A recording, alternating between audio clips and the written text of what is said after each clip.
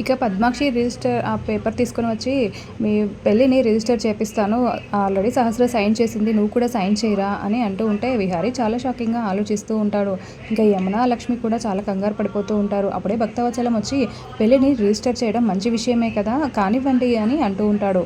ఇంకా మరోవైపు పద్మాక్షి ఏమో ఆ పేపర్ పట్టుకొని, నిన్ను ఇలా లాక్ చేయాలనే అందరి ముందు అడిగానురా, లేదంటే నువ్వు తప్పించుకుంటావు అని అనుకుంటూ, ఏమైందిరా, చేయరా, సైన్ చేయరా అని గట్టిగా నిలదీస్తూ అడుగుతూ ఉంటుంది. ఇంకా దాంతో విహారీ చాలా సైలెంట్గా అలా చూస్తూ ఉంటాడు. ఇంకా సహస్ర ఆ పేపర్ తీసుకొని ఆ టేబుల్ పైన పెట్టి, సైన్ చేయి బావా, సైన్ చేయి అని అంటూ ఉంటే, సైన్ చేయవేంట్రా, చెయ్యి అని పద్మాక్షి కూడా పెన్ ఇస్తూ ఉంటుంది. ఇంకా విహారీ ఏమీ చేయలేక అలా చూస్తూ ఇంకా పెన్ పట్టుకొని ఆలోచిస్తూ ఉంటాడు. ఆలోచిస్తావేంట్రా, సైన్ పెట్టు అని పద్మాక్షి గట్టిగా నిలదీస్తూ ఉంటుంది. పెట్టు బావా, పెట్టు అని సహస్ర కూడా అంటూ ఉంటుంది. ఇంకా యమునకి చాలా కోపం వస్తూ ఉంటుంది. అసలు వీడేంటి ఇలా సైన్ పెట్టడానికి కూడా రెడీ అయిపోయాడు అని అనుకుంటూ ఏం చేయాలో అర్థం కాక అలా ఒక్కసారిగా ఫిట్స్ వచ్చినట్టుగా మూతి వంకర పెట్టి ఒక సైడ్కి పడిపోతుంది. ఇంకా సైన్ పెట్టబోయే టైంకి సడన్గా అలా యమున పడిపోవడంతో, అయ్యో అంత మిస్ అయింది అని చెప్పి సహస్ర పద్మాక్షి అనుకుంటూ ఉంటారు. ఇంకా వసుధ, లక్ష్మి, చారుకేశ, భక్తవత్సలమేమో యమున ఆ దగ్గర కూర్చొని బాధపడుతూ ఉంటారు. యమునమ్మ అని లక్ష్మి, వదిన వదిన అని వసుధ అందరూ పిలుస్తూ ఉంటారు. ఇంకా కాసేపటికి అలా చేతులు రుద్ది, రే పండు కీస్ తీసుకురా పోరా అని భక్తవత్సలం చెప్పడంతో ఇంకా పండు వెళ్ళి కీస్ తీసుకొచ్చి తన చేతిలో పెట్టి తనని కొంచెం ఊరట చేస్తారు. ఇంకా అలా ఆ తర్వాత యమున రూమ్లో బెడ్ పైన పడుకొని ఉంటుంది. అందరూ చుట్టూ ఉంటారు. తనకి స్పృహ లేనట్టుగా ఉంటుంది. ఇంకా అందరూ కాళ్ళు చేతులు నలుస్తూ ఉంటారు. కాసేపటికి యమున కళ్ళు తెరుస్తుంది. ఇప్పుడు ఎలా ఉంది అంటే, బాగానే ఉన్నాను అని నీరసంగా మాట్లాడుతూ ఉంటుంది. ఇంకా అప్పుడే పద్మాక్షి కాసేపు చూసి, ఇప్పుడు తనకి బాగైపోయింది కదా, ఇదిగో దీనిపైన సైన్ పెట్టరా అని అడుగుతూ ఉంటే ఇంకా అందరూ చాలా షాకింగ్గా చూస్తూ ఉంటారు.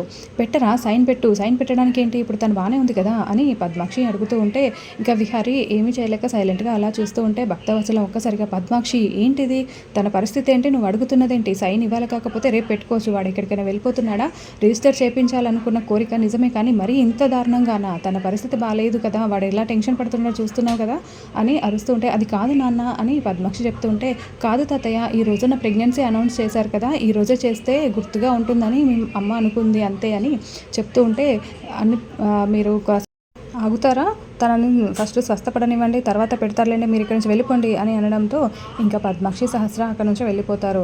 ఇంకా ఎలా ఉందమ్మా ఇప్పుడు అని విహారీ డాక్టర్ని పిలవమంటావా అని అడుగుతూ ఉంటే, నాకేం అవసరం లేదు, నేను బాగానే ఉన్నాను అని యమున చాలా సీరియస్గా చెప్తుంది.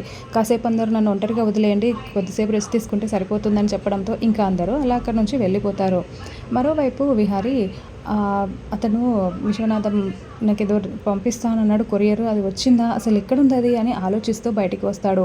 ఇంకా ఎక్కడ చూసినా ఎవరు కనిపించకపోవడంతో, అది వచ్చిందా, ఎవరైనా తీసుకున్నారా, అసలు ఏం జరుగుతుంది అని అనుకుంటూ ఉంటే ఇంకా పండు తీసుకుని వెళ్ళి టీపై మీద పెట్టిన విషయం మనకి చూపిస్తూ ఉంటారు. ఆ తర్వాత విహారీకి మళ్ళీ అతను ఫోన్ చేస్తాడు. ఇంకా పంపించిన కొరియర్ తీసుకున్నావా విహారీ అని అడుగుతూ ఉంటే, అసలు నువ్వెప్పుడు పంపించావు అని విహారీ అడుగుతూ ఉంటాడు. అదేంటి, నీకు కాల్ కూడా చేసి చెప్పాను కదా అంటే, నువ్వు నాకెప్పుడు కాల్ చేసావు అని విహారీ చాలా షాకింగ్గా అడుగుతూ ఉంటాడు. ఇంకా అతను ఫోన్ కట్, నేను ఆల్రెడీ పంపించాను, మరి ఎవరికి చేరిందో చూసుకోపో అని చెప్పి ఫోన్ కట్ చేస్తాడు. ఇంకా విహారీ చాలా టెన్షన్ పడుతూ ఆలోచిస్తూ ఉంటాడు.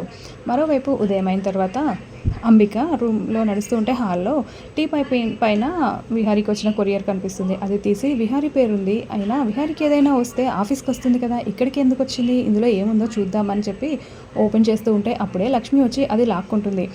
ఏంటి అదెందుకు లాక్కున్నావు అని అంటూ ఉంటే, అది మీది కాదు కదమ్మా అంటే, నీది కూడా కాదు, విహారీకి వచ్చింది అని అంటే, అవునమ్మా మీది కాదు, విహారీ గారిది కదా, అందుకే తీసుకున్నాను అని లక్ష్మి చెప్తూ ఉంటుంది. ఎవరే నువ్వు, ఎందుకు ఎంత ఓవర్ చేస్తున్నావు, అసలు ఎవరివే నువ్వు అని మాట్లాడుతూ ఉంటే, విహారీ గారు ఈ కంపెనీలకి చైర్మన్, నేను ఈ కంపెనీలన్నింటికి సీఈఓని, సో విహారీ గారికి వచ్చే కొరియర్స్ చూసే రైట్స్ నాకున్నాయి, కానీ మీకు లేవమ్మా అని అంటూ ఉంటే, నువ్వు నాతో పెట్టుకుంటున్నావు అని ఇంకా అంబిక, లక్ష్మి అలా కాసేపు వాదించుకుంటారు. ఇంకా లక్ష్మి అంబికకి, మీరు నా జోలికి రాకండమ్మా, నేను కూడా అదే చెప్తున్నాను, మీ పని మీరు చేసుకోండి, నా పని నన్ను చేసుకొనివ్వండి అమ్మా అని చెప్పి అక్కడి నుంచి వెళ్ళిపోతుంది.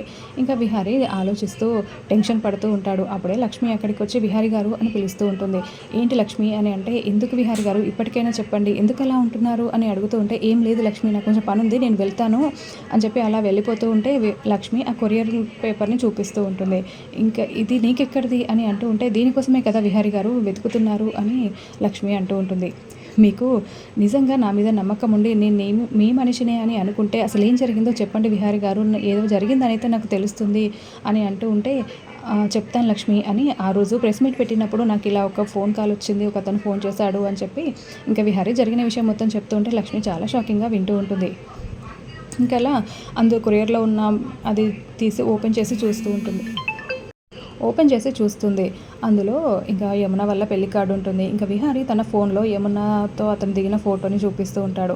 ఇంకా అతను ఎవరో తెలియట్లేదు, ఫోన్ చేసి నన్ను ఇలా ఇరిటేట్ చేస్తున్నాడు, అది ఎలా తెలుసుకోవాలో అర్థం కావట్లేదు లక్ష్మి, వాడెవడో కనిపెట్టాలి అని అంటూ ఉంటే, ఇక నుంచి ఈ సమస్య మీ ఒక్కరిదే కాదు విహారి గారు, నాది కూడా, నేనున్నాను, మనమిద్దరం కలిసి ఈ సమస్యని ఎలాగోలాగా సాల్వ్ చేద్దామని లక్ష్మి అంటుంది.